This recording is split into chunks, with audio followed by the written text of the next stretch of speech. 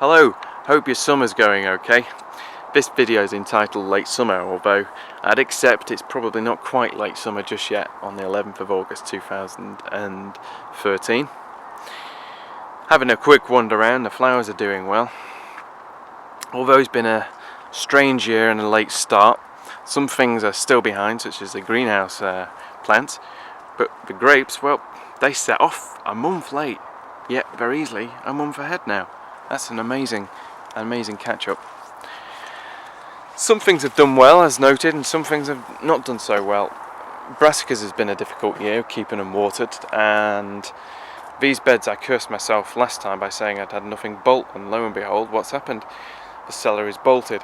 Not a complete disaster though, because I just cut the tops off and they tend to regenerate. Yellow chard, which was in last time, had to go, just could not keep it from bolting. And it's been a really good set of top fruit, and I'm really happy with that. I don't see anything going wrong with that. Plums and pears over the arch.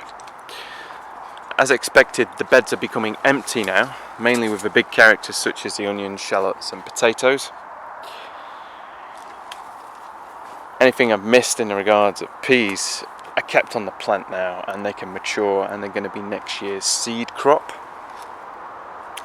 I'm quite pleased, and I think I can confidently say without cursing myself, there's no blight this year, and as such the outdoor tomatoes are beginning to come on. I do like outdoor tomatoes, personally speaking. I think they've got that slightly better taste than a greenhouse one. Most of the onions are out, and we'll see them drying shortly, bar the seed onions, and they're, as to be expected, a little behind, as they always are. A great year is for squash and cucumbers and the like. You can just see a marrow over there. That is a marrow, it's not a courgette gone to a marrow. I do have plenty of the latter though. And you walk around and you think of jobs you need to be doing, but it's summer and you've got to enjoy this stage because autumn will arrive soon enough. And without a big Atlantic pumpkin germinated this year, I had to have my fun, and I've trailed up the pumpkins, the New England variety here, just to, well, I wanted perfect shape, but that oblong one in the middle seems to be defying things.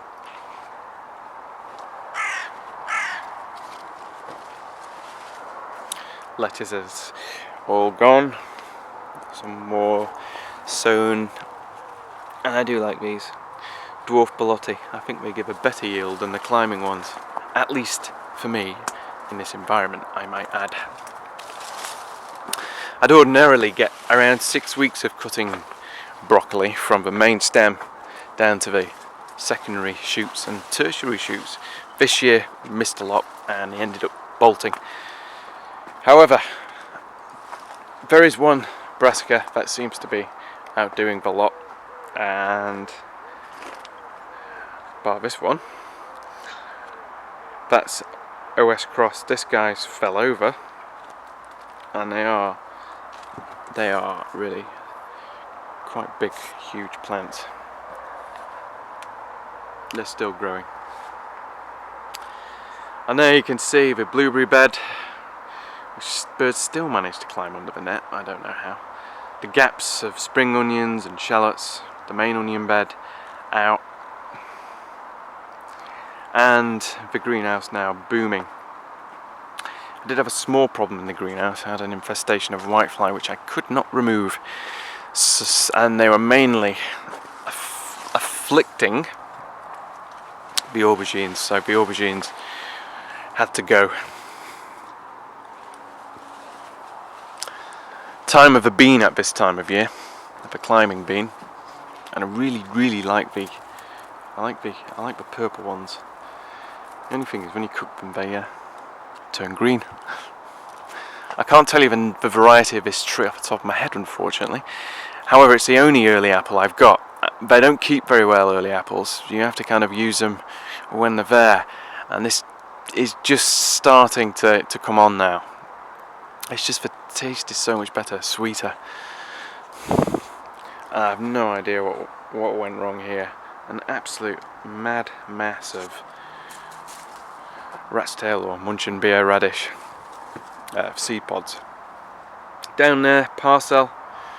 I have to admit, basically it's a top heavy, flower heavy celery, but the great thing is it seems really resistant to bolting, and if you're only cutting the tops off, it lasts all summer. I think it's going to replace my main variety of celery. Sweet million, I pointed this out before. I don't think there's a million, but I'd probably go for sweet 10. Perhaps if I'd have trained it properly as a cordon, which I hadn't realised it was, things would have been better. And finally, the tomatoes beginning to come on. That's Tigerella, I think. Yes.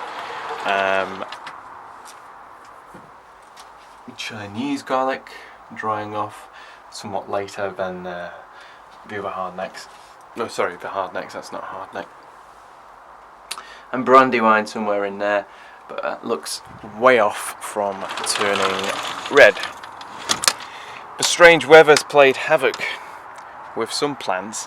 I stagger the cauliflowers summer and autumn so that I get them in the summer and autumn. However, they seem to have caught up, at least the autumn ones, and my autumn giant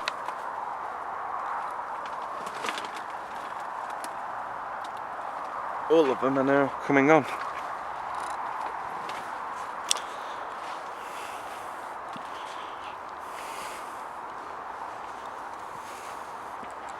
Hope I'm not making you dizzy. The list of jobs for autumn and the ideas for next year are always present at this time of year. It's a little bit sad really, because you're watching your garden slowly die. Autumn just seems to be around the corner. However, there is one last blast of plants, and that's the Asian greens. Mini vegetables, mini cabbages really, but they don't look like cabbages. And in there is several trays of them waiting to germinate, and they'll be up and about in a week. And that includes little bits of coriander.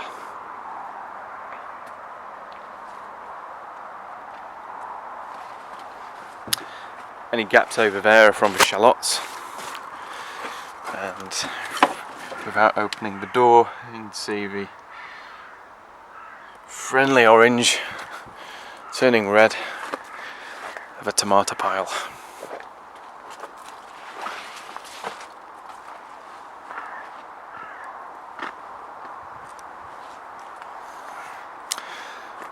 Guyland, Thai cabbage, Chinese broccoli.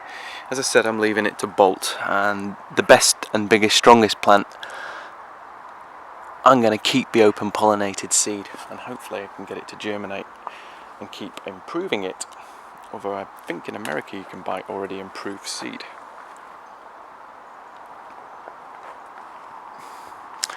Just go across to the new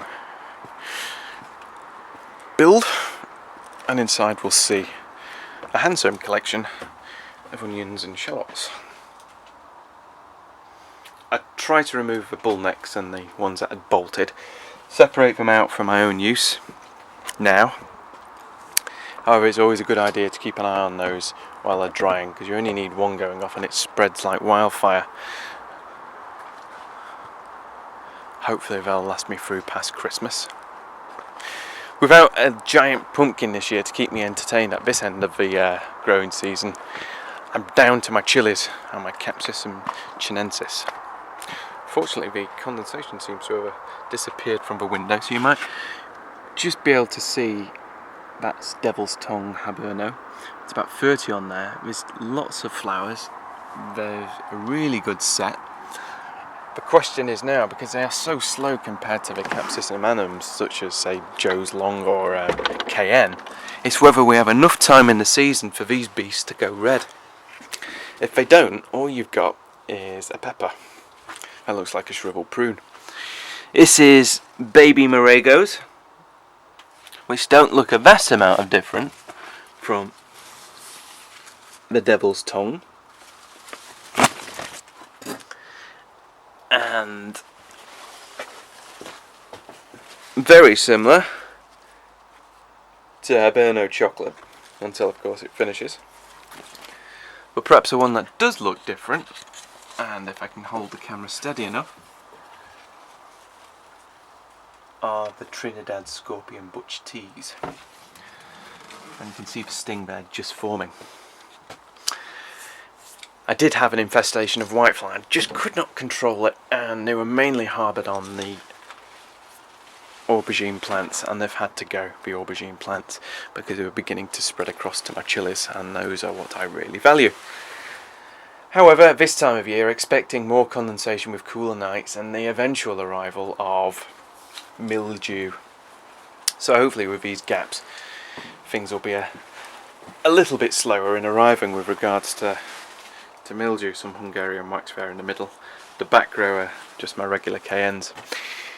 And even with the great temperatures, the best summer in 7 years, or third warmest July in however many years in the UK, I'm still behind in the greenhouse.